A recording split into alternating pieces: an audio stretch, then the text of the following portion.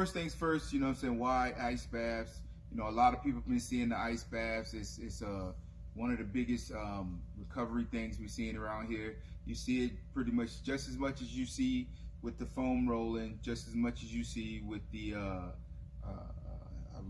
massage guns and whatnot. So ice baths, we see it a lot, especially in the summertime. All right, you see it in the summertime. People finish the hard, grueling workouts, and they want to jump in. They jump into an ice bath. Personally, I recommend it to some of my athletes, you know, as well.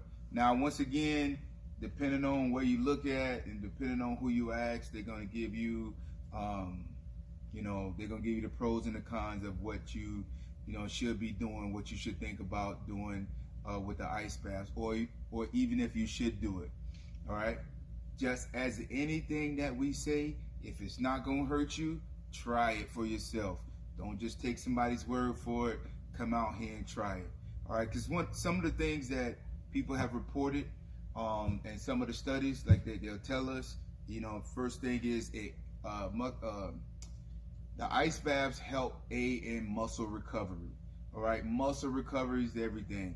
As we always say, you know, it's not how hard you can work, it's how much you can recover. All right. The ice baths also help in improving circulation. All right. It helps with your immune system. All right. It helps release endorphins in the body. So just like running releases endorphins and you get those runners high and you get those lifters high and things like that, you can get the same thing from, you know, doing the cold water immersion.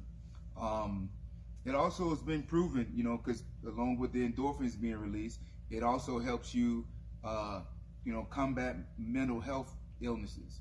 Some people have reported that it helps them with their mental health. That's what there'll be some people that'll tell you they'll do a cold shower in the morning, which is in turn is not an ice bath, but it's the same thing. You're submerging yourself in cold water. And we're going to talk about that here in a minute. The ice baths have been shown to be improve sleep quality by increasing your melatonin levels. All right, so that's one of the things is you want to improve your sleep quality. All athletes need to know that they need to be improving sleep quality. Like sleep is everything for them. So we want to. So anything that we can do to help us get better sleep is definitely is a bonus. All right, so we truly recommend. We want to recommend ice baths to especially our high impact or like our athletes who really go for long periods of time. Swimmers,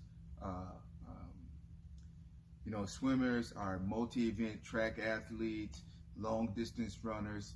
You know, a lot of people, football players, when you're in the summertime and you're putting a lot of work in, soccer players, you know, after, you know, doing a whole lot of, you know, footwork and a whole lot of just drilling and everything, you've been putting a lot of pounding on your joints. That's what we want to recommend, you know what I'm saying, those athletes. After those type of excruciating workouts, one of the things that's when we want to kind of go in and do the ice bath. We recommend ice baths to do about once a week.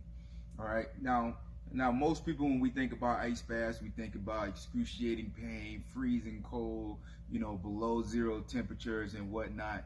Ice baths do not necessarily have to be that cold in order to be beneficial. One of the things that we need to know is that ice baths, in order for them to be beneficial, it just needs to be, you know, kind of cold, 59 degrees or below. All right, so you don't need it to be, you know, where you just excruciating pain and doing all the other stuff. What you want to do is you want to take ice baths. Like I said, if many athletes do it in the morning, or some people just do it in the morning just as part of their habit.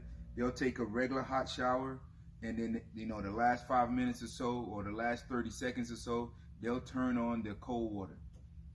Just turn on the cold water to get that brisk, you know, get to help their circulation and get them pumped up for in the morning time. You don't, like I said, once again, you don't necessarily have to be freezing and whatnot. You do want it to be pretty cold. You do also want to submerge yourself up to your neck. All right, you want to be all the way, you know, submerged in the water, and you don't want to do it about one time a week. All right, you don't want to, you know, you don't necessarily need something like an ice bath, you know, on a daily basis. Ice bath should be done, you know, once a week. You don't want to beat it up. doing all that type of stuff. Now, when you do the ice bath once a week, most people are going to ask, say, we want to see how long. You do not have to stay in the ice bath for, 30 minutes. It's not like a regular bath. We want to stay in approximately about 10 to 15 minutes. That's one thing, like I said, that's one of the things about submerging yourself and not having it be too cold where you can't handle it. You want to have it cold enough to where you can keep your body submerged for about 10 to 15 minutes. So overall, key takeaway points I want you guys to understand. Like I said, ice baths work for some athletes, and some people say they don't. Try it for yourself. If you find a benefit from it, all right, you should try it. I think you should try it. You're definitely not going to hurt anything.